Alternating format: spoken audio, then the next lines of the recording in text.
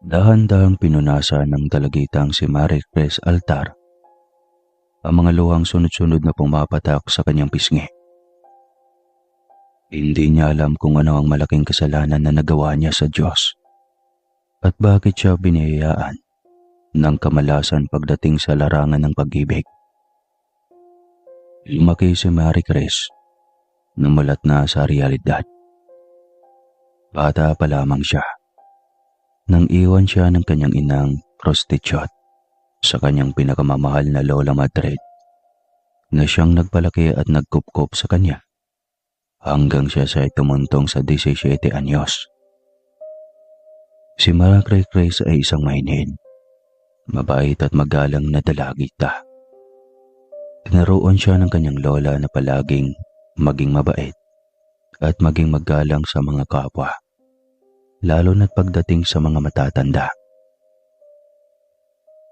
Naniniwala rin siya sa biyaya mula sa may kapal. Palagi rin siyang nagdadasal bago kumain at matulog. Ngunit sa lahat ng hiling niya, dalawa lamang ang hindi naibigay ng Diyos sa kanya. Ang magtagumpay sa pag-ibig at ang makapiling muli ang kanyang pinakamamahal na ina. Kahit na iniwan siya nito na parang tuta, hindi pa rin nawawala ang pagmamahal na namumuo sa kanyang puso. Sa madaling salita, hindi siya marunong magtanim ng sama ng loob. Dahil ganun siya pinalaki ng kanyang lola. Marie Chris, anak, tapos ka na ba riyan? Ang dami pang nakapila rito, oh. Mag-iisang oras ka na dyan sa banyo. Sigaw ng matanda habang kinakatok ang dalaga. Dali-dali namang nagugas si Marie Chris at pinunasan ang kanyang luha. Pagkalabas niya, simangot na ang mga mukha ng tumambad sa kanya. Nangingi naman kaagad siya ng sorry sa mga ito at sumama sa kanyang Lola Madrid paglabas ng pampublikong banyo. Ilang taon nang nakatira sa kalsadang maglola. Sa pampublikong banyo na rin sila naliligo at nagdudumi. Nagbabayad lamang sila ng 5 piso kada oras. Diyos ko, kang bata ka. Ano bang nangyayari sa'yo? Bakit ka natagalan roon? Tanong ng Lola Madrid niya. Sorry la, masyado po kasing mabigat ang tiyan ko eh. Pagsisinungaling ni Marie Chris. Si Alex, dadalaw ba siya rito mamaya? Utang ako kay Maring para naman may pang merienda tayo sa kanya. Malambing na tanong ni Lola Madrid. Tinutukoy nito ang kilalang boyfriend ng apo. Umiti naman ang pilit ang dalagita at napagpa siya na magsinungaling na naman. Hindi hula. May lakad raw sila ng pamilya niya sa isang mall. Isasama niya nga raw sana ako kaso ayaw ng ate niya. Maldita kasi. Sagot ni Marie Chris. Kinulo naman ng matanda ang buhok niya at hinawakan ang kanyang baba. Huwag kang mag-alala po. Mag-aral ka lang ng mabuti at makakapunta rin tayo sa mga ganyan. Ani Lola Madrid. Hindi nga ho ako nakapag-aral ng grade 5 eh. Malungkot na saad ni Marie Chris. Wala nang nagawa si Lola Madrid kundi sabihin sa dalaga ang planong umuwi ng kanilang probinsya. Sapat na ang naipon niyang pera para makauwi ng Negros Occidental. Pinadalhan rin siya ng panggastos ng kanyang nag-iisang anak nang sa gayon ay makauwi sila ng ligtas sa kinalakihang probinsya. Napatalo naman sa tuwa si Marie Chris dahil sa wakas may pagpatuloy na niya ang pag-aaral roon kahit malaki na siya. Wala na siyang pag-aalam sa mga bago makakasalamuha. Ang sa kanya lang ay ang makapagtapos siya ng pag-aaral nang sa gayon maiahon sa hirap ang matanda at mahanap ang kanyang ina. Pagkatapos ng ilang linggong paghihintay sa wakas, nakatapak na rin sila sa lupa ng Negros Occidental. Simoy ng nakaraan kaagad ang sumalubong kay Lola Madrid. Matagal-tagal rin kasi siyang hindi bumalik rito. Simula nung 30 anyo siya.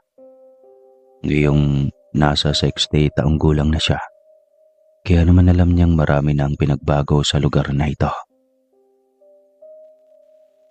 Sumakay lamang sila sa bus papuntang Cadiz. Ilang oras ang kanilang ginugol sa biyahe hanggang sa makarating sila sa kinalakihang lugar ni Lola Madrid. Hindi naman mawala-wala kay Marie Chris ang malawak na ngiti sa pisngi dahil sa panibagong buhay. Simula kasi nung ipinanganak siya, kalsada na ang kanyang naging tahanan. Kaya naman tuwang-tuwa si Marie Chris dahil hindi na puro sasakyan at nagsisalakay ang mga building, maraming kanal at mabahong palengke ang kanyang makikita sa araw-araw. Kundi mga nagsasayawa na mga puno, nagtataas ang mga bundok, mababangong simoy ng preskong hangin at kumakantang ibon ang kanyang maririnig at makikita sa araw-araw. Apo, handa ka na bang makita ang mga pinsan mo? Huwag kang mag-alala. Mababait ang mga ayon. Wika ni Lola Madrid. Oo, Lola. Salamat po ha kasi kahit hindi mo ko tunay na apo, dinala mo pa rin ako rito sa lugar mo. Pagpapasalamat ni Marie Chris. Aba, syempre naman. Simula nang iniwan ka ng nanay mo sa akin, tinuring na kitang parang sariling anak at apo. Halika na, nag-aantay na ang mga pinsan mo sa atin. Masayang ani ni Lola Madrid. Ngumiti naman si Marie Chris at sumunod sa matanda. Excited na rin siyang makilala ang kanyang mga pinsan. Pagkarating sa tahanan, sinalubong kaagad si Lola Madrid ng 4 na mahigpit na yakap mula sa kanyang mga naiwang apo. Sina Louie, Jasmine, Harold at Franz, na siyang iniwan rin ng kanyang mga dating kaibigan at kapitbahay sa kanya. Ilang dekada natin hindi nakikita ng 5 ang isa't isa. Kaya labis namang natuwa ang mga ito sa pagbabalik ni Lola Madrid. Matataas ang age gap ng 4 kay Marie Chris. Sa kasalukuyan ngayon may asawa at mga anak na si Louie at Jasmine. May mga kanya-kanyang pamilya na ang mga ito. At nung nalaman nilang babalik na ang kanilang lola galing sa Maynila, kaagad silang nagplanong 4 na antayin ang matanda sa dati nilang bahay. Naku Lola, ang tanda-tanda mo na, parang 30 anyos ka pa rin. Pambubula ni Jasmine at bitbit ang bag ng matanda. O mga apo, miss na miss ko na kayo. Wika ni Lola Madrid at hinalikan isa-isa sa noo ang 4 na ang apo niya. Nakilala rin ng matanda si Marie Chris sa mga ito. At buong puso naman siyang tinanggap ng 4 dahil alam nilang si Marie Chris na ang magpapalit sa kanila na magbantay at mag-alaga kay Lola Madrid. Samantalang sila ay maghahanap buhay para sa matanda. Lola, alam mo ba, malapit na ako ma-promote sa trabaho ko. May papagawa ko na rin ang bahay na pininano natin ng mga bata pa kami. Pagmamayabang ni Louie. Nako anak ko, mas mabuti pang unahin mo muna ang pamilya mo. Masaya na ako roon. Malambing na sambit ni Lola Madrid ay manok. Napangiti naman si Marie Chris habang pinapanood ang muling pagsasama at pagkikita ng 5. Kaya naman naisipan niyang lumabas saglit. Nang sa gayon ay malibot niya ang buong bakuran ng bahay ni Lola Madrid. Pansin niya, malaki ang bahay nito. May sariling puso, bakuran at hardin na siyang ikinataka ni Marie Chris. kung bakit pa lumisan si Lola Madrid rito upang lumuwas papuntang lungsod kung saan naghihirap sila roon. Ngunit hindi na importante pa yon sa dalagita. Ang sa kanya ngayon ay ang magsimula ng bagong buhay dito sa Cadiz. Gusto niyang tapusin ang elementarya bago mag-high school. Gusto niyang mag-enroll muli sa susunod na pasukan para matupad ng paunti-unti ang kanyang mga pangarap para sa kanyang ina at Lola Madrid. Nang dahil sa paglilibot, hindi napansin ni Marie Chris na napupunta na pala siya sa likod ng bahay ng matanda. May maliit na parang daanan roon, papasok sa masukal na gubat. Nais itong pasukin ni Marie Chris, ngunit tila may pumipigil sa kanyang huwag itong ituloy. Kaya naman mas pinili niyang bumalik na lamang sa loob ng bahay para makapagpahinga. Hindi rin kasi maganda ang kutob niya sa lugar na iyon. Inagabihan, masayang nagsalo-salo ang 6 sa pagkainan. Walang pinalampas na kwento ang 5 magpipinsan mula kay Lola Madrid. Ito ang na-miss nila ng sobra, ang pagbabanding nilang 5 sa pagkainan. Habang nagkukwento ng mga nakakatakot si Lola Madrid. Nang matapos ang kwento, nauna nang nagpahinga ang matanda.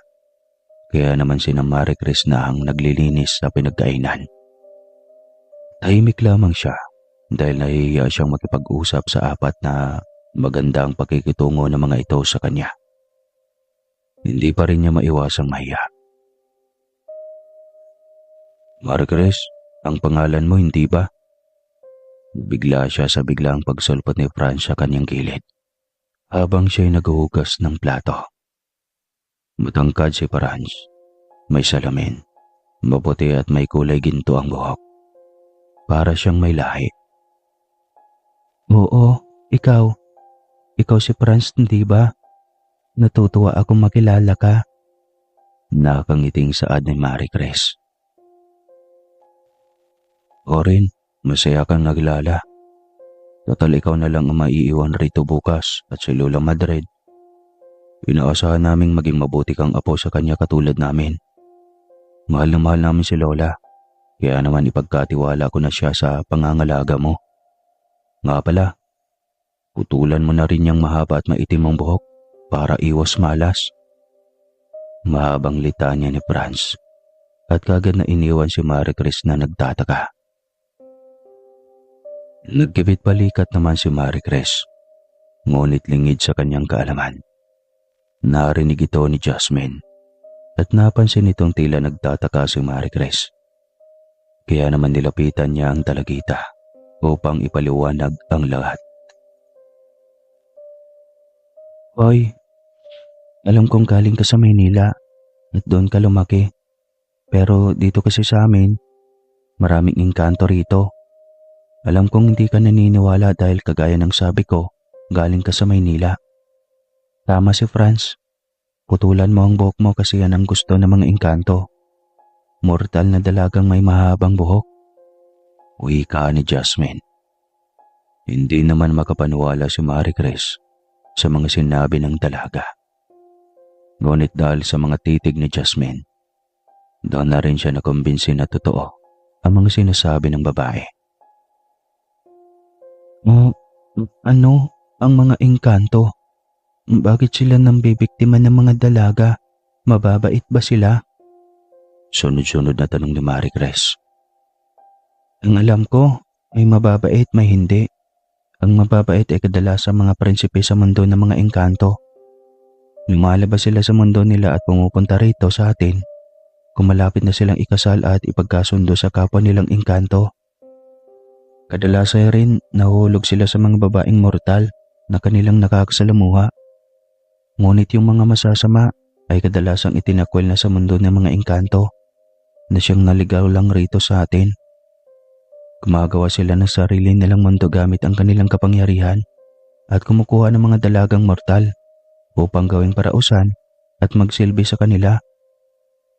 Mahabang paliwanag ni Jasmine. bago iniwanan sa kusina si Marie Chris. Dahil sa kuryosidad, nais siya tuloy makatagpo ng prinsipeng engkanto. Ngunit may takot pa rin na namumuo sa kanya dahil baka masamang engkanto lamang ang kanyang makakasalamuha. Kaya naman kinabukasan kaagad siyang nagpuputol ng buhok sa malapit na barbershop sa kanilang bahay. Pinayagan naman siyang umalis ni Lola Madrid dahil kilala na rin siya ng mga tao sa paligid bilang bagong apo ng matanda. Mabuti nagpaputol ka ng buhok, Ineng. Maganda ka pa naman. Baka magustuhan ka ng mga engkantong gumagala rito. Pananakot ang barbero habang unti-unting pinutputol ang kanyang buhok. Pagkatapos magpagupit, nagbayad at nagpasalamat kaagad si Marie Chris sa matandang barbero. Uuwi na sana siya nang may madaanan siyang nagtitinda ng sisiw. Nais siyang bumili ngunit kulang ng 5 peso ang kanyang pera. Kaya naman akmang aalis na sana siya nang isang malamig na kamay ang humatak sa kanya at pumigil sa kanyang pag-alis. Saglit lang, Marie Chris ang pangalan mo, hindi ba? Tanong ng isang poging binata. Kaya naman iniwas ni Marie Chris ang tingin dahil sa mapupungay nitong mga mata. Ako si Parsa. Maganda ang bago mong gupit ha. Bagay sa'yo. Gusto mo ba? Ibibili kita. Sunod-sunod na wika na Parsa. Hindi naman kaagad nakatanggi pa si Marie Chris. Dahil kaagad na inabot ng binata ang bayad sa nagtitinda. Walang nagawa si Marie Chris, kundi ang pumili ng kulay ng sisiw. Muling gumuhit ang magandang ngiti ng dalaga sa kanyang labi. Dahil tila may isa na namang binata ang mahuhumalingan ng kanyang puso't damdamin. Kaya hindi na kagad napigilan ni Marie Chris ang mahulog ka Parsa kahit magkakilala pa lamang sila. Lumipas ang mga araw. Walang araw na hindi nagpapakita sa Parsa sa harap ng bahay ni Marie Chris. Inaaya siya nitong mag-date sa loob ng masukal na kagubatan. Ngunit sa tuwing magpapaalam si Marie Chris kay Lola Madrid, siya ring nawawala agad sa harap ng bahay nila si Parsa na siyang ipinagtataka ng dalaga. Ilang beses ko bang sasabihin sa iyo na kahit anong pag-aya niyang kaibigan mo huwag kang sumama. Masyadong delikado sa loob ng kagubatan niyon, Marie Chris. Ayaw kong mapahama ka. Pagpapaalala ni Lola Madrid habang nagtatay ng bestida. Lola, kanina po andito lang yun sa labas Sasabihin ko na sana. Hindi mo ko papayagan kaso wala na siya rito. Saan kaya nagpunta yun? Napakamot na lamang ng ulo ang dalagita. Hindi naman umimik si Lola Madrid at umiling-iling na lamang. Isang araw dapit hapon, muling nagpakita sa Parsa sa labas ng bakuran ni Marie Chris. Habang nilalaro naman ng dalaga ang sisiw na binili nito sa kanya. Sakto namang umalis si Lola Madrid dahil may dinalaw lang itong kaibigan at nagba siyang iwan muna si Marie Chris sa bahay niya. Malungkot ang mukha ni Parsa at tila naiiyak. Kaya dali-daling ibinalik ni Marie Chris ang sisiw sa kulungan nito at kaagad na nalapitan ang binata. Parsa, saan ka ba galing nitong mga nakaraan at bakit bigla ka nalang nawawala tuwing magpapaalam ako kay Lola na sumama sa'yo? Nagtatakang tanong ni Marie Chris. Pasensya ka na. Inatake kasi sa puso si nanay kaya kailangan niya ako. Malungkot na wika ni Parsa. Hala, kumusta siya ngayon? Nag-aalalang tanong ni Marie Chris. Nais siyang makilala ka bago siya mawala sa mundong to. Alam mo bang ipinagmamayabang kita sa kanya? Lumaki kasi akong walang kaibigan kaya sobra siyang natuwa nung nalaman niyang naging kaibigan kita. kaya nais ka niya sanang makilala. Gusto mo ba siyang bisitahin? Malumanay na tanong ni Persa. Lumingon naman si Marie Chris sa bahay at naalalang wala ang kanyang lola. Nagdadalawang isip pa siyang magpasya dahil ayaw niyang suwayin si Lola Madrid. Ngunit kaagad siyang hinatak na Persa at sabay silang tumakbo papasok sa kagubatan. Ngumiti naman si Marie Chris dahil sa tuwa na naramdaman. Wala siyang ibang naramdaman sa mga oras na to kundi tuwa. Pakaramdam niya nasa isang paraiso siya kasama sa Persa. Masayang naghahabulan at naglalaro sa magagandang mga bulaklak. Wala siyang lungkot na nararamdaman. Nang makarating sila sa gitna ng kagubatan, laking pagtataka ni Marie Chris dahil wala siyang nakikita mga bahay na nakatayo rito. Ilang katanungan ang tinanong niya kay Persa, ngunit hindi ito sumasagot. Bagkus ay tumatalikod ito sa kanya na siyang ipinagtataka niya ng gusto. Akmang lalapitan na siya na ang binata nang biglang isang pamilyar na boses ang sumigaw ng pangalan niya. Karamdam ni Marie Chris bigla siyang nanghina. Nang lingunin niya si Persa, ang figura naman ito ay unti-unting naglaho sa paningin niya na siyang ikinalaki ng kanyang mga mata. Marie Chris, ano bang ginagawa mo rito? Sigaw ni Franz. Halata sa mukha nito ang pag-aalala sa dalagita. Doon lang napagtanto ni Marie Chris na hindi na si Persa ang nasa harapan niya, kundi si Franz at ang kasama niyang poging binatang lalaki. Maputi ito, kasing tangkad ni Franz. May kulay marmol na balat at maitim na buhok. Kamukhang kamukha siya ni Franz, ngunit ang pinagkaiba lang ng dalawa ay ang buhok ng mga ito. Si Persa. Gabing-gabi na. Bakit nandito ka sa masukal na gubat na to? Hindi ba nasabi sa'yo ni Lola na masyadong delikado rito? Galit na tura ni Franz.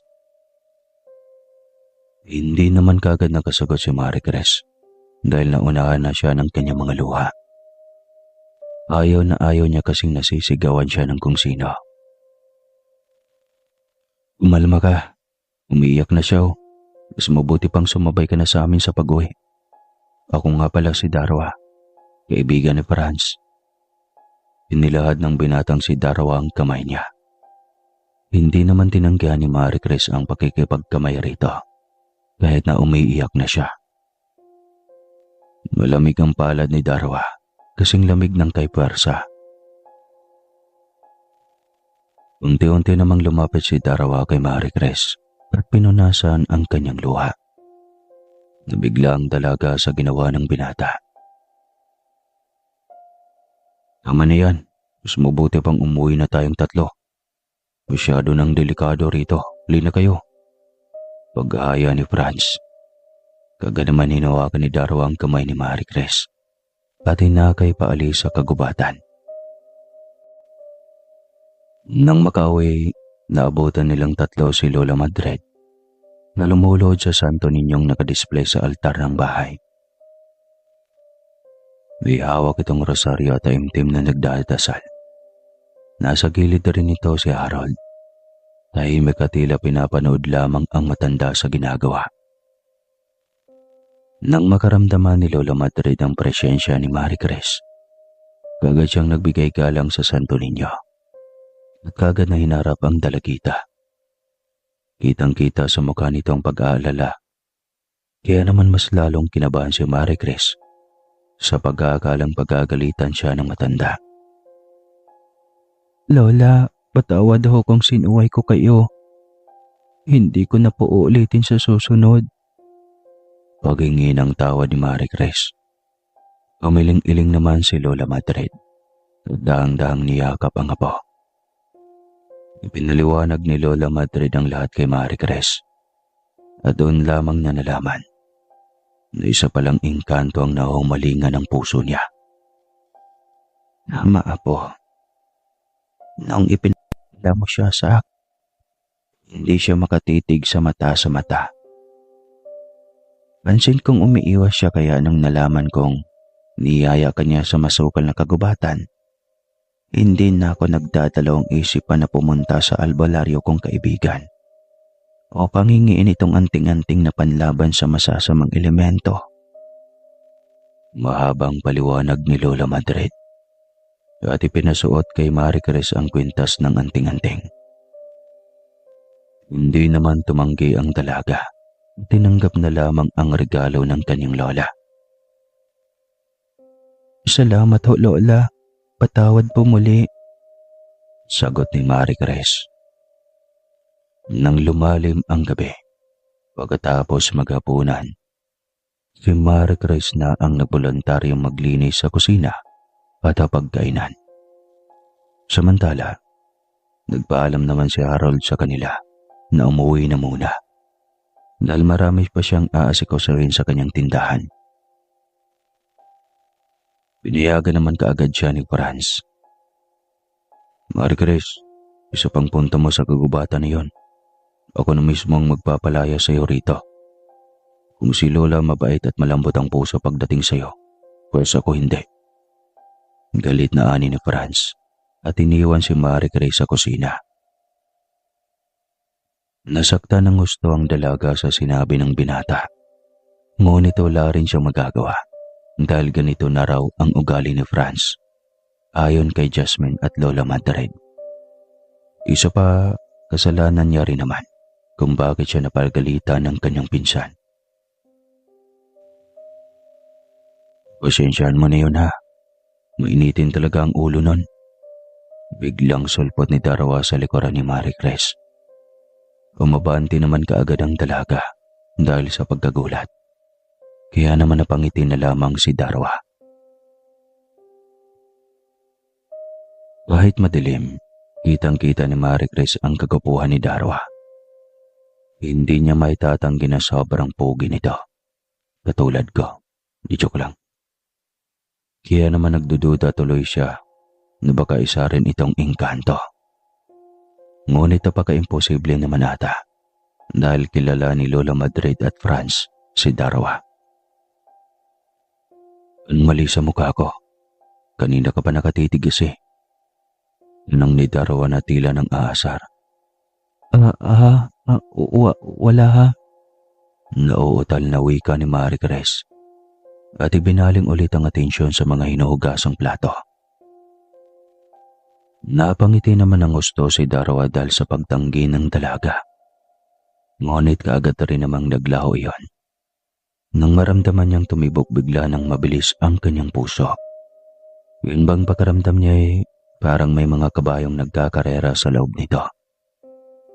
Hinawakan niya ang dibdib at pinakinggan ng mariin ang tibok ng puso. Hindi siya nagkakamali. Si Marie Chris ang tinitibok nito. Sa tuwing masisilayan niya ang mukha ng dalaga, mas lalo itong bumibilis. Kaya naman naisipan niyang magpaalam na lamang sa dalaga na umalis. Kinabukasan, maaga pa lamang malinis na ang loob at labas ng bahay ni Lola Madrid dahil kay Marie Chris. Sinipag kasi siya sa di malamang dahilan. Sa tuwing maaalala niya ang kagwapuhan ni Darwa, hindi niya mapigilang hindi ngumiti kahit na may ginagawa siya. La, magpapaalam lang sana ako na tumungo roon sa bundok-bundok na tinatambayan ng mga bata na nakita ko kahapon. Promise so, hindi ako papasok sa kagubatan. Pagpapaalam ni Marie Chris. Siguraduhin mo lang apo ko ha. O sige total. Lapit rin naman yung bundok-bundok na yan. Sige, papayagan kita. Nakangising sagot ni Lola Madrid. Kagad namang niyakap ni Marie Chris ang matanda bilang pasasalamat rito at kagad na tumungo sa tinutukoy niyang bundok-bundok. Burol ata yun, bundok-bundok. Ang bundok-bundok na tinutukoy ng mga taga sa kanila ay ang pinagsamang mga lupa na siyang tinubuan ng mga damo hanggang sa tumangkad ito ng tumangkad. Pwede itong akyatin ng kung sino at sa itaas upang makakalanghap ka ng sariwang simoy ng hangin. Nang tuluyang makaakyat siya, laking pagtataka ni Marie Chris dahil tila may naaninag siyang pamilyar na figurang nakaupo sa di kalayuan mula sa kanyang kinatatayuan. Tatawagin na sana niya ito, ngunit nang lumingon ang lalaki. Gumuhit sa labi niya ang malawak ng ngiti. Darwa? Pagtawag ni Marie Chris at tumakbo patungo sa kinaupuan ng binata. Tahimik itong nakatingin sa di kalayuan at tila may inaabangan o inaantay. Anong ginagawa mo rito? Nakangiting tanong ni Darwa nang makalapit si Marie Chris sa inuupuan niya. Nagpaalam ako kay Lola na tumambay rito. Tapos na ako sa mga gawaing bahay. Ikaw? Masiglang sagot ni Marie Chris. Tambayan ko rin ito. Wala lang. Inaantay kong dumadaan ang eroplano. Nakagawian ko na rin kasi ang magantay na mga katulad nun na lumilipad sa kalangitan nating papawid. Mahabang sagot ni Darwa. Umupo naman si Marie Chris sa tabi ni Darwa at muli tumibok ng mabilis ang dibdib ng binata. Ang ganda na rito, no? Lamig, presko ang hangin at tahimik. Hindi katulad sa syudad. Wika ni Marie Chris at hindi naman makaimik si Darwa dahil sa bilis ng tibok ng kanyang puso. Uy, ayos ka lang? Tanong ni Marie Chris nang mapansin niyang tahimik si Darwa. Napalunok naman ng sariling laway ang binata bago sumagot. Oo, ayos lang. Nauutal na sagot ng binata. Nga pala, nasaan ang mga magulang mo? Pag-iiba ni Marie Chris ng topic. Doon lamang kumalma ang lahat kay Darwa. Wala na akong mga magulang. Matagal na silang patay. Ikaw? Nasaan ang mga magulang mo? Bakit inampun ka ni Lola Madrid? Sunod-sunod na tanong ni Darwa. Sabi ni Lola noong isilang raw ako ng nanay ko, iniwan na ako nito sa kanya. Kaya naman napagpasya niyang ampunin na lang ako. Pero alam mo ba, kapag nakapagtapos ako ng pag-aaral, hanapin ko si Mama. Magsisimula muli kami ng panibagong buhay. Nakangiting wika ni Marie Chris. Punong-puno ng pangarap ang mga mata nito. Ganoon ba? Paano kung mayumad lang sa pangarap mo? Ang ibig kong sabihin yung pumasok sa isang relasyon. Tsaka hindi ba yun palagi ang sinasabi ng mga magulang sa mga anak nila? Distraction raw ang pag-ibig sa pag-aaral. Sunod-sunod na tanong ni Darwa. Sa tingin ko hindi distraction ang pag-ibig sa pag-aaral. Kung marunong kang humawak nito at kaya mong pagsabayin, edi mabuti. Pero sa akin kasi, parang napagod na ang puso ko sa pag-ibig na yan. Nung sa Maynila kasi kami, lahat ng mga lalaking nakarelasyon ko, iniiwan ako dahil sa estado ng buhay ko. Sa kalsada lang kami nakatira ni Lola. Kaya nga, tuwang-tuwa ako nang magpasya si Lola na umuwi rito. Para sa akin, Darwa, wala nang lalaking magmamahal sa katulad kong bunga ng kasalanan. Yun bang inire lang tapos pinabayaan na parang tuta? Kasi nga pagkakamali lang ako. Kaya nga napagdesisyonan ko mag-aral na lang ng mag-aral. Para naman makamit ko ng paunti-unti ang mga pangarap ko. At para mayroong respeto at magmahal sa akin, di ba? Mahabang pagkukwento ni Marie Chris. Mas lalo namang nahulog ang loob ni Darwa sa dalaga. Dahil kahit nakakalungkot na ang nangyayari sa buhay nito, mas pinili pa rin ni Marie Chris na maging mabuti sa lahat. Hindi siya nagrebelde. Punong-puno pa rin ng pangarap ang pagkatao niya. kaya mas lalong natuwa si Darwa sa plano ng dalaga. Kamahal-mahal ka, Marie Chris. Hindi karapat-dapat saktan ng isang maganda at mabait na taong katulad mo. Pero Darwa, alam mo, hindi ko alam kung normal to, pero gusto kong magmahal ng engkanto. Gusto kong maranasan ang pagmamahal nila kahit hindi ko pa ito naramdaman. Ewan, pero parang yun ang sinisigaw ng puso ko. Curious lang ako. Alam mo yun? Yung iba kinakatakutan ng mga engkanto, pero para sa akin hindi sila nakakatakot. Saad ni Marie Chris na ikinagulat ni Darwa. Mahal mo ba yung pwersa na nakilala mo? Biglang tanong ni Darwa. Umiling naman si Marie Chris na siyang ikinatuwa ng binata. Malay mo, isang araw, matutupad yung kahilingan mo, hindi ba?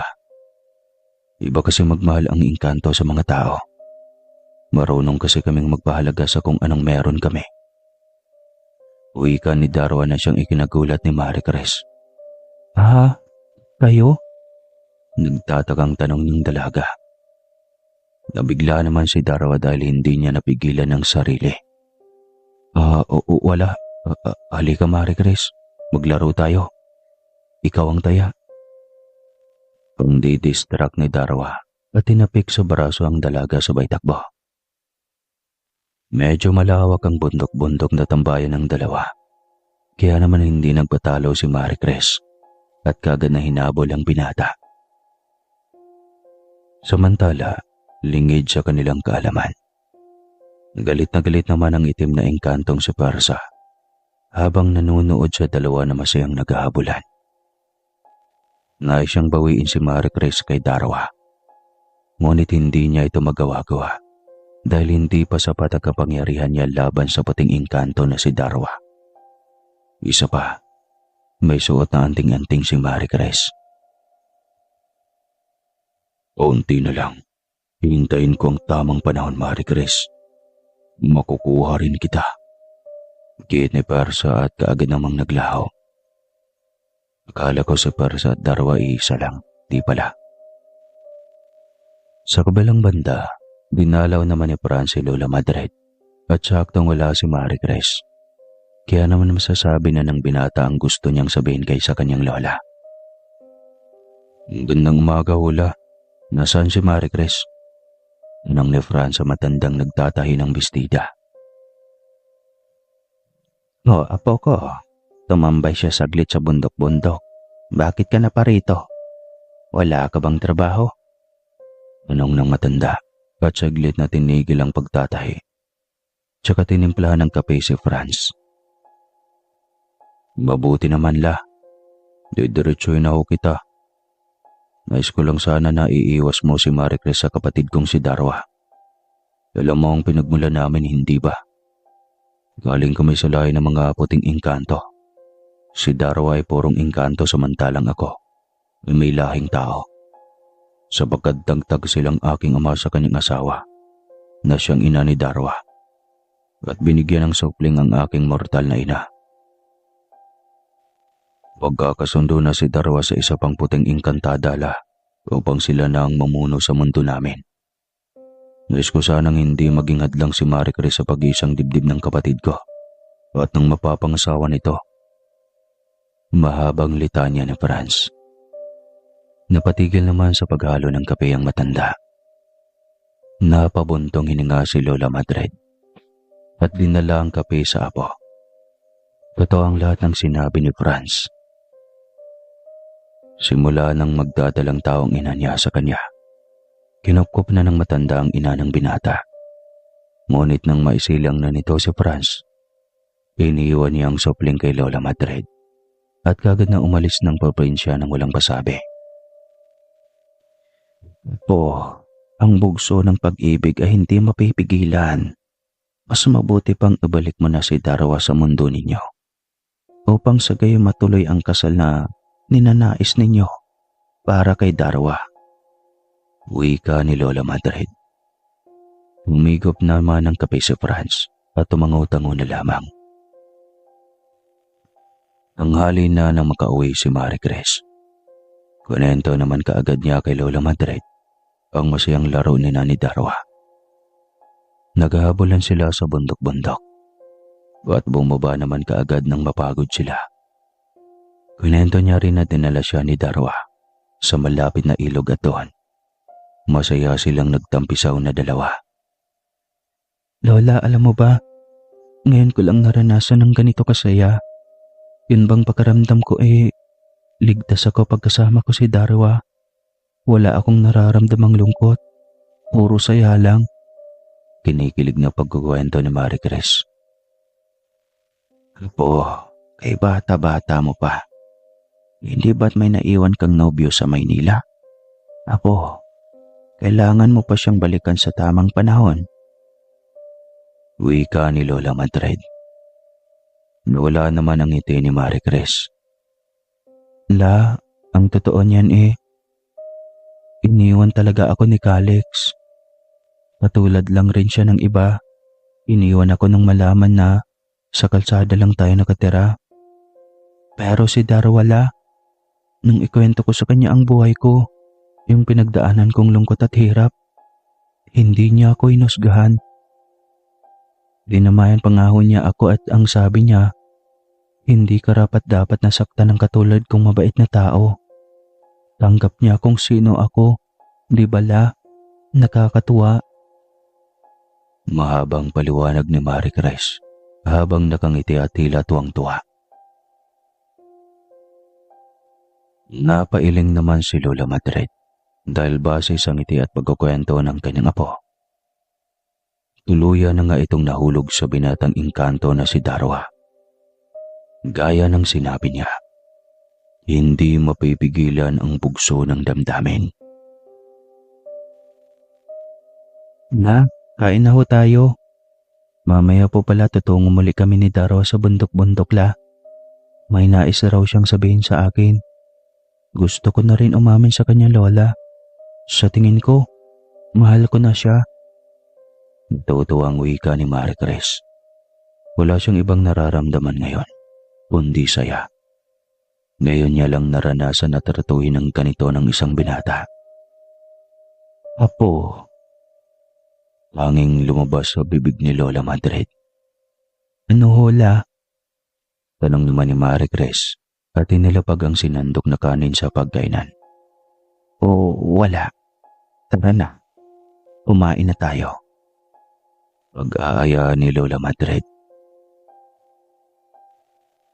Nais na sanang sabihin ng natanda ang katotohanan tungkol sa pagkatao ni Darwa.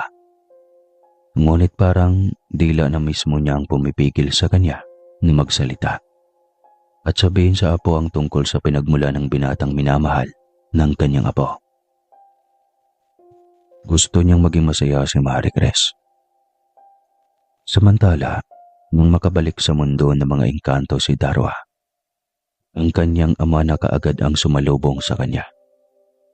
Pinaalalahanan siya nitong maganda na sa nalalapit na kasal, ngunit hindi ito pinansin ng binata.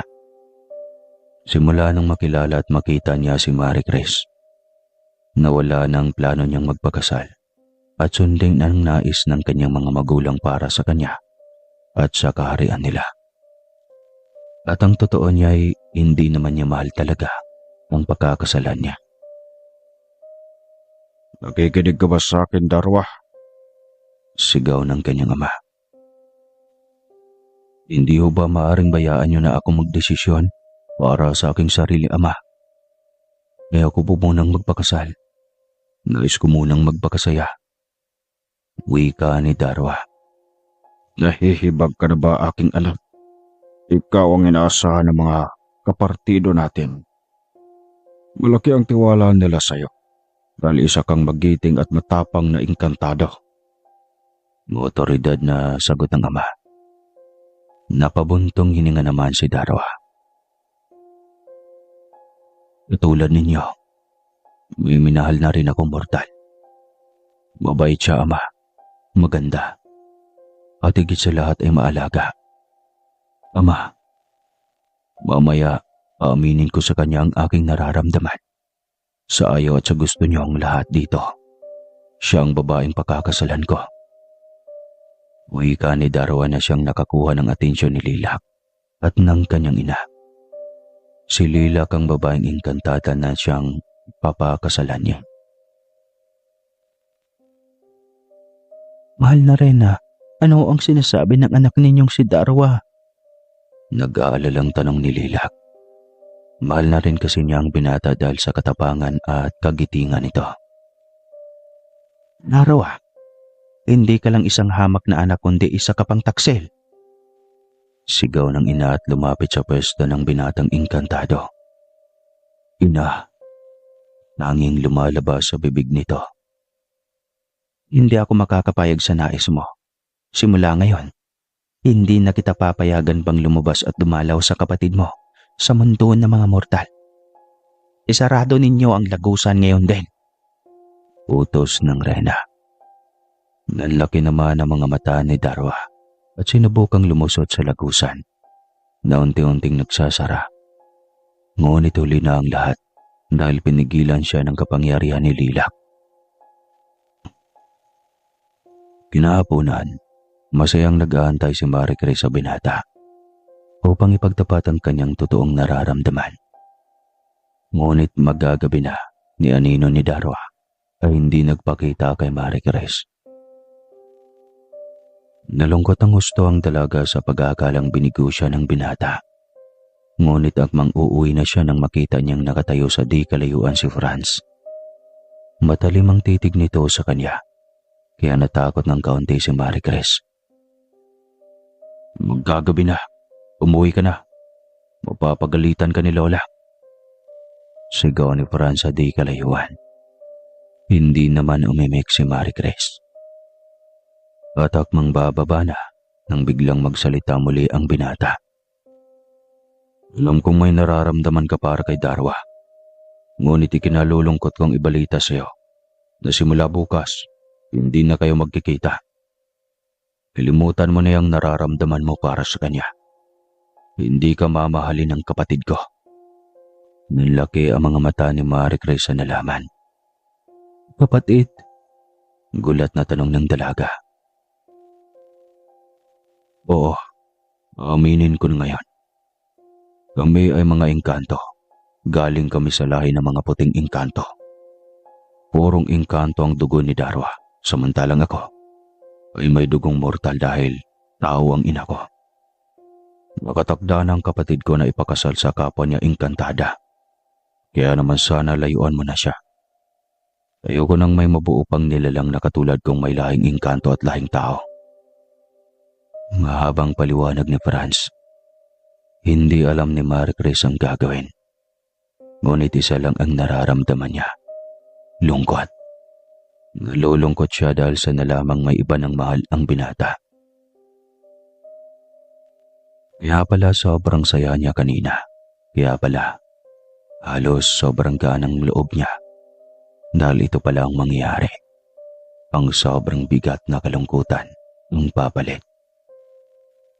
Ngunit wala siyang pakialam kung saan ang galing o nagmula si Darwa.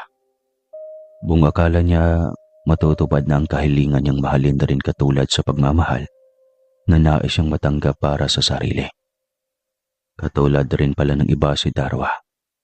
Paasa dahil may iba na palang mahal. Magsasalita pa sana si Marie Chris nang mapansin niyang nawawala ang kanyang anting-anting na siyang hinubad niya bago maligo kanina. Nakaramdam na rin ng kakaibang simoy ng hangin si Franz. Ngunit bago pa siya makagawa ng aksyon, nakikita mismo ng dalawa niyang mga mata na unti-unting dinukot ang itim na anino si Marie Chris. Franz! Sigaw ng dalaga bago lamunin ng dilim. Hindi! Tanging nasabi ni Franz. Dali-daling hinabol ni Franz ang dumukot kay Marie Chris. Ngunit huli na ang lahat dahil tuluyan na itong naglaho. Agad namang bumaba ng bundok-bundok si Franz at tumungo sa kanyang lola Madrid upang ibalita ang nangyari kay Marie Chris. Lola! Sigaw ni Franz. Nabigla naman si Lola Madrid sa biglaang pagsulpot ng binata sa kanilang bahay. O apo, naparito ka. Nakasalubong mo ba riyan si Marie Chris? Gabi na kasi hindi pa siya umuwi. Uwi ka ng matanda na walang kaalam-alam sa nangyari. Lola, si Marie Chris, dinukot ang itim na engkanto. Kabadong sagot ni Franz. Napahawak naman si dibdib ang matanda dahil sa kaba at takot nang malaman ang nangyayari sa dalaga. Kaya naman kaagad siyang inalalayan ni Franz na makaupo. Huwag po kayong mag-alala. Pangako, gagawin ko ang lahat para mabawi si Marie Chris. Saad ni Franz sa matanda. Niya siyang nahihirapan ng huminga. Sa kabilang banda, nilapitan naman ni Lilac si Darwa na siyang tahimik na nakaupo sa tabi ng malinis na ilog. Bahid sa mukha ng binata ang pagkalungkot at pagnanais na muling makalabas sa mundo nila. Darwa, ayos ka lang ba? Tanong ni Lilac at umupo sa tabi ng binatang engkantado. Hindi. Sa tingin mo, magiging maayos ako kung alam kong naghihintay ang babaeng pinakamamahal ko. Sagot ni Darwa. Bahid sa tono ng boses nito ang galit. Nalungkot naman ang dalagang engkantada. Dahil kahit anong gawin niya, hindi man lang niya mapaibig si Darwa sa kanya. Simula nung mga bata pa tayo na ang palaging magkasama. Bakit sa isang mortal ka lamang nahulog, Darwa? Malungkot na tanong ni Lilac. Dahil sa kanya ko lang naramdaman ang tuong pagmamahal. Oo, tama ka. Palagi na nga tayong magkasama simula pa nung mga bata pa tayo. Ngunit kakaibang saya ang naramdaman ko nung makasama ko kahit panandalian lamang si Marie Chris, ang babaeng mahal ko. Mahabang litanya ni Darwa at nilingon si Lilac. Ilang minuto silang nagkatitigan, ngunit hindi pagmamahal ang nakikita ni Lilac sa mga mata ng binata. Wala itong pagmamahal sa kanya. Nais niya nang tanggapin ang katotohanan. Ngunit wala siyang magagawa dahil ang mga magulang na mismo nila ang nagdesisyon na ikasal silang dalawa sa ayaw at sa gusto nila. Ayoko rin magpakasal sa isang lalaking walang pagmamahal sa akin. Gusto kong takasan ng mga magulang natin, ngunit isa itong kataksilan sa lahi nating mga engkanto. Wika ni Lilac. Kung ang pagtataksil lamang ang magpapalaya sa atin, Wes, gagawin natin. Tulungan mo kung makalabas sa mundo natin. Isasama kita sa mundo ng mga mortal. Doon, malaya tayong makakagawa ng mga gusto nating gawin. Ayoko rin maghintay ng matagal si Marie Chris sa akin. Ayoko siyang saktan. Ani Darwa. Nagdadalawang isip naman si Lilac sa plano ni Darwa. Ngunit kung totoo yun nga ang magpapalaya sa kanila, nais niya rin itong gawin. Kaya naman nang mawala na ng bantay ang lagusan patungo sa mundo ng mga mortal, palihim na tumungo ang dalawa roon at sinubukang buksan ang lagusan gamit ang kanilang pinagsama-samang kapangyarihan. Mabuti naman ay hindi sila nahirapan masyado buksan ang lagusan, sapagkat ang ina lamang ni Darwa ang kayang magbukas muli ng lagusan tungo sa mundo ng mga mortal. Ngunit sa pagkakataong ito ay nagawa nila. Mabuti na lang anak ka ng mahal na Rena, kaya nakilala ng lagusan ang amoy ng dugo mo. Akala nito ikaw ang Rena. Sambit ni Lilac. Nang tuluyan na silang makalabas, agad na tumungo si Darwa sa bahay ni Lola Madrid. Alam niya ring wala na sa bundok-bundok si Marie Chris dahil gabi na. Samantala, habang abala sa pag-iisip si Franz kung paano iligtas si Marie Chris, napakunot niyo siya nang maaninag ang figuran ni Darwa sa labas ng bakuran. Dali-dali siyang lumabas at pinagbuksan ito ng gate. Ang buong akala niya hindi na makakalabas pa si Darwa sa mundo ng mga engkanto. Yun kasi ang ibinalita ng kaibigan niyang tikbalang sa kanya. O ano kayo nakalabas sa mundo ninyo? Hindi ba't hindi na kayo pinayagan ng reyna? Tanong ni Franz sa mga ito. Tumakas kami. Ayaw rin naming magpakasal sa isa't isa. Kaya sana bilang kapatid ni Darwa, matatanggap mo rin ang desisyon namin. Sagot ni Lilac. Naiintindihan ko, sambit ni Franz. Nasaan si Marie Chris, kuya? Nais ko siyang makita. Nais kong manghingi ng tawad sa kanya dahil pinaghintay ko siya ng matagal. Napabuntong hininga naman si Franz nang marinig ang sunod-sunod na tanong ng kanyang kapatid. Kaya naman upang maisagot ito ng maayos, dinala niya ang dalawa sa loob ng bahay ni Lola Madrid upang doon ipagtupat ang totoong nangyari sa pinakamamahal ni Darwa. Sa kabilang banda, nagising na lamang si Marie Chris sa isang di pamilyar na lugar. Hindi niya maalala ang nangyari kung bakit siya napunta rito.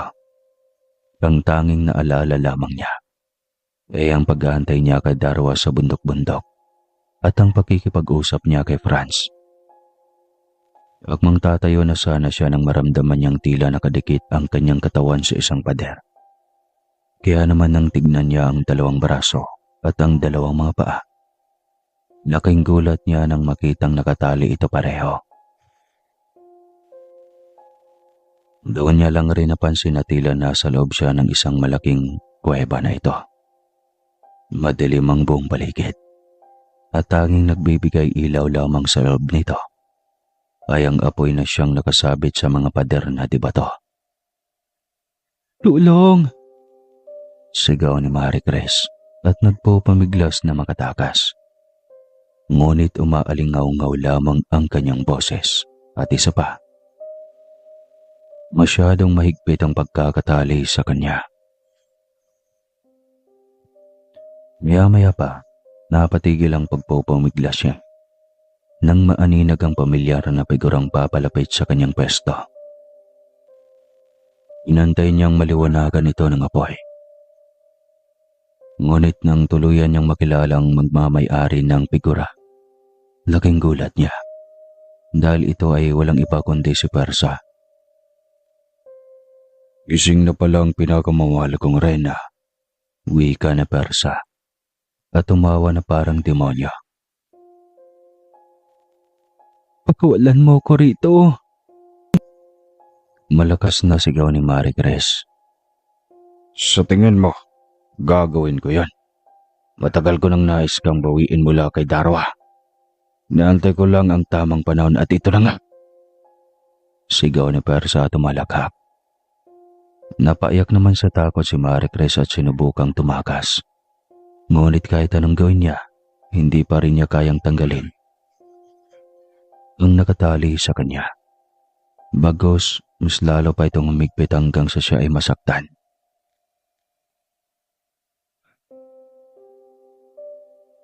Nang malaman ni Darwa at Lilac ang nangyari kay Marie Chris, nagplano na kaagad silang tatlo kung paano iligtas ang dalaga. Galit na galit naman si Darwa dahil sa nangyari sa kanyang pinakamamahal na Marie Chris. Ngunit pinakalma lamang siya ni Franz dahil ayaw niyang magpadalos-dalos si Darwa. Baka ito pa ang maging dahilan ng pagkatalo nila. Hindi natin mababawi si Marie Chris kung magpapadala ka sa galit mo. Kumalma ka, Darwa. Magplano muna tayo. Lola, huwag ka pong mag-alala.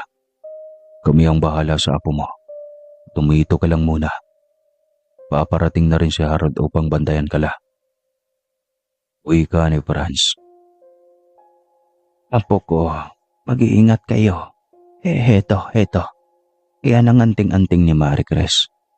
Isuot niyo lang ito sa kanya kapag nailigtas niyo na siya para hindi siya muling balikan ng itim na engkanto na nais na angkinin siya. Saad ni Lola Madrid. At inabot kay Darwa ang anting-anting na naiwan ng dalaga sa banyo. Makakaasa ko kayong maibabalik namin si Maricres, tugon ni Darwa. At itinago sa kamao niya ang kwintas na anting-anting ni Maricres. Naalala niyang sa kanya ito galing dahil siya mismong gumawa nito para hindi makalapit kay Maricres ang itim na engkanto. Hindi siya napapaso rito dahil hindi naman siya itim na engkanto. Nang makarating si Harold, kaagad namang umalis ang tatlo at tumungo sa likod ng bahay ni Lola Madrid kung saan unang napadpad si Maricres.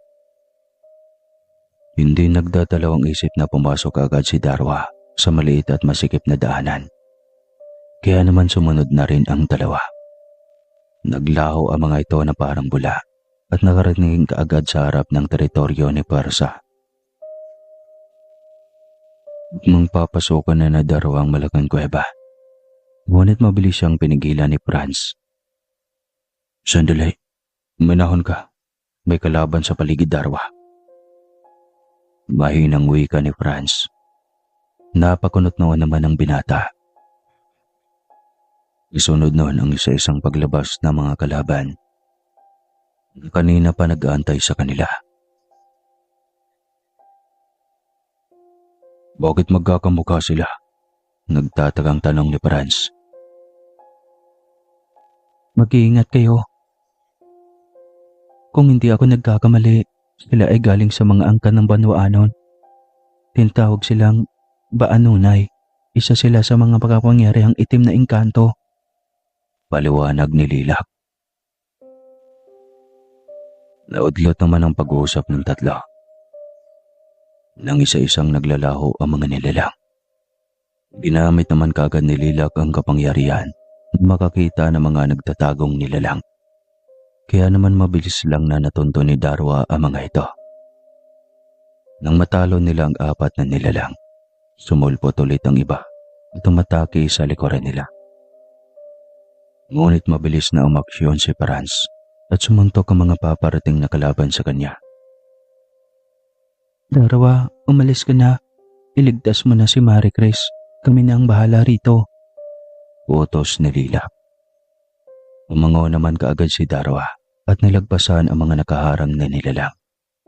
Hanggang sa makapasok siya sa malaking kuweba, kung saan naroroon si Maricres at Puwersa. Nang maramdaman ni Puwersa ang presensya ng puting engkanto na si Darwa, gumuhit ang nakakalokong ngiti sa kanyang mga labi at itinaas ang kaliwang kamay. Kinuyom niya ang mga kamao at kasunod na ng pagsigaw ng malakas ni Maricres. Hindi niya tinigilan ng dalaga hanggang sa mawalan ito ng malay. Samantala, nang marinig ni Darwa ang sigaw ng dalagang pinakamamahal niya, agad niyang sinundan ng boses hanggang sa ihatid siya ng kanyang mga paa sa isang sulok ng kuweba kung saan matatagpuan si Puwersa na nakaupo sa kanyang trono. Sa kabilang banda naman, nakahandusay ang walang malay na katawan ni Maricres. Marami itong basa lalo na sa mga braso at paa. Maricres! Sigaw niya at ang manglalapitan ng dalaga. Bigla siyang harangin ng itim na kapangyarihan ni Puwersa. Tumalsik siya ng malakas sa pader na siyang ikinadaing niya. Darwa, ang dakilang mandirigma ng mga puting engkanto. Anak ng hari at reyna ng mga engkanto. Magiging tagapagmana sa susunod na henerasyon. Anunsyo ni Puwersa at tumayo sa kanyang trono. Naglakad ito at unti-unting lumapit kay Maricres. Hinimas-himas nito ang pisngi ng dalagita.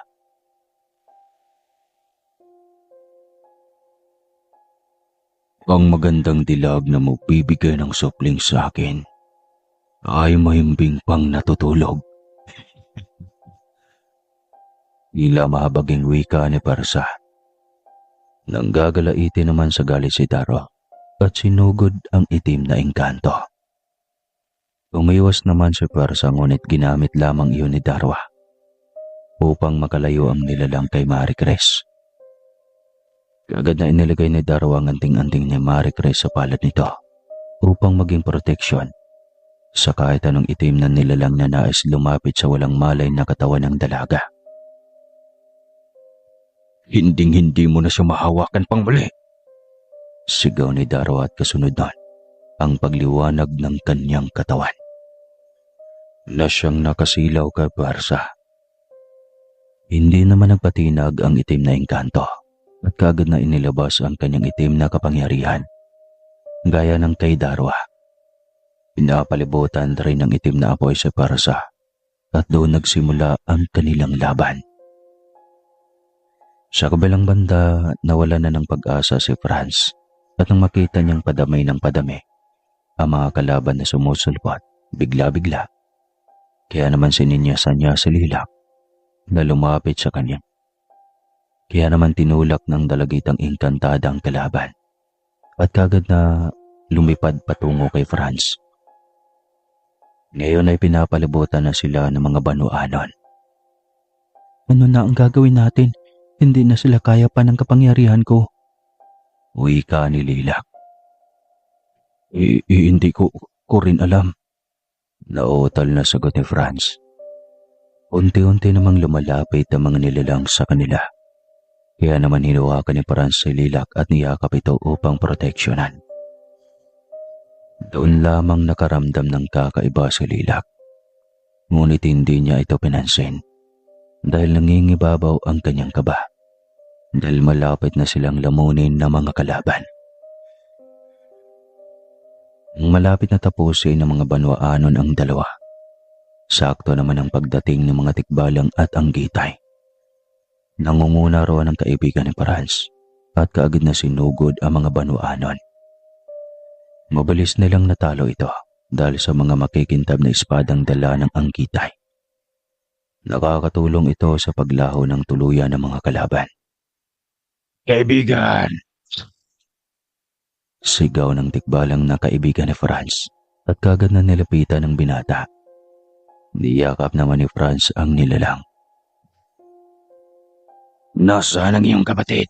Halina kayo. Kailangan na nating umalis sa rito. Ilang minuto na lang magsasara ng lagusan. Sigaw nito. Kaagad namang tumakbo si Franz papasok sa loob ng kuweba at hinanap si Darwa. Kaya naman kaagad na sumunod ang lahat. Samantala, hinang-hina naman si Darwa dahil pagkaramdam niya. Tuluyan na siyang matatalo. Nakaya ng labanan ng kapangyarihan ni Puwersa ang kapangyarihan niya. Kaya naman tinablan siya ng sumpa nito. Isinusumpa ko ngayon na ikaw ay hindi na muli pang makakatayo at magkakalaban. Sigaw ni Puwersa at umahalakhak ng malakas. Napasigaw naman si Darwa nang maramdaman niyang unti-unting nawawala at namamanhid ang kanyang mga paa. Hindi ako magpapatalo. Sigaw ni Darwa. Napahalakhak ulit si Puwersa, ngunit naglaho kaagad ang kanyang mga ngiti nang mapansing wala na sa kinahigaan si Marie Chris. Nilibot niya ang kanyang paningin ngunit huli na ang lahat dahil matagumpay na isinuot ni Marie Chris ang anting-anting sa itim na engkanto. Tumiyaw naman sa sakit at hapdi si Puwersa. Pilit na tinatanggal ang kwintas ngunit mas lalo siyang nasasaktan kapag hinahawakan niya ito. Unti-unting naglaho at naging abo ang katawan ni Puwersa at kasunod nun, ang unti-unting pagguho ng kuweba. Nalalaya naman ni Marie Chris si Darwa na makasakay sa kanyang likuran. Iniis ng dalaga ang bigat ng binatang engkanto habang tumatakbo sila papalabas ng kuweba. Nakasalubong naman nila sina Franz kaya kagad na pinasakay ni Marie Chris si Darwa sa isang tikbalang. At mabilis na nilisan nilang lahat ang gumuguhong teritoryo ni Puwersa. Nang makalabas, umiba na ng daanan ang mga tikbalang. Hinatid lamang sila sa papasarang portal. Kaya naman kaagad na tumalon papalabas ang apat. bago pa gumawa ang mundo ng mga itim na engkanto. Nang makita ni Harold at Lola Madrid ang apat na walang malay na nakahandusay sa likod ng kanilang bahay, kaagad nila itong nilapitan, pati sa isa namang binuhat ni Harold ang katawan ng apat. Bumalik rin sa anyang mortal si Lilac at Darwa, kaya bumalik rin sa dati ang katawan ni Darwa. Diyos ko po, magigising pa kaya sila? Nag-aalalang tanong ni Lola Madrid. Opo Lola, galos lang naman ang kanilang natamo, Sagot ni Harold. Maya-maya pa isa-isang nagising sina Franz, Lilac, Marie Chris at Darwa. Niyakap naman kaagad ni Lola Madrid ang apo at naiyak sa tuwa dahil parehas ligtas na nakauwi ang apat. Maraming salamat sa Panginoon at iniingatan niya kayo. Wika ni Lola Madrid. Lola, salamat po sa pag-aalala. Saad ni Marie Chris. Kinabukasan, masayang tinungo ni Marie Chris at Darwa ang dating tagpuan at doon nagpasalamat ng husto si Marie Chris sa binatang engkanto. Nagpasalamat rin siya kay Lilac at Franz dahil sa pagtulong ng mga ito sa binata na mailigtas siya sa kamay ni Persa. Marie Chris, bago lumubog ang araw, nais ko lamang na ipagtapat ang aking nararamdaman. Mahal kita, Marie Chris. Mahal na mahal. Wika ni Darwa at hinawakan ng dalawang kamay ng dalaga. Darwa, Halos hindi makapagsalita si Marie Chris nang marinig ang ipinagtapat ni Darwa. Magsasalita pa sana siya, ngunit hindi na ito pinahintulutan pa ni Darwa dahil kaagad niyang hinalikan si Marie Chris. Nakangiti naman si Lilac sa di kalayuan nang makita ang dalawa. Ngunit nabigla naman siya nang may humawak sa kanyang mga kamay. Guys, ang ganda talaga ng araw tuwing papalubog ito. Wika ni Franz. Ngunit ang ipinagtataka ni Lilac, hindi nakatingin sa papalubog na araw ang binata kundi sa kanya. Ano ang ibig mong sabihin? Nauutal na tanong ni Lilac. Katulad mo, maganda. Sagot ni Franz at hindi nagdalawang isip na halikan sa labi si Lilac. Sana ko. Simula ng araw na yon, hindi na bumalik pa muli si Lilac at Darwa sa mundo nila. Hinayaan na rin sila ng kanilang mga magulang dahil tuluyan ang gumawa ng pamilya ang dalawang engkanto kasama ang kanilang mga minamahal na mortal. Doon na rin napagtanto ni Marie Chris na hindi lahat ng kahilingan ay natutupad. Mayroong kahilingan na darating, mayroong wala. Ngunit kapag hindi natupad ang isa sa iyong kahilingan, asahan mong mayroon pang ibibigay ang may kapal na siyang hindi mo inaasahan. Wakas!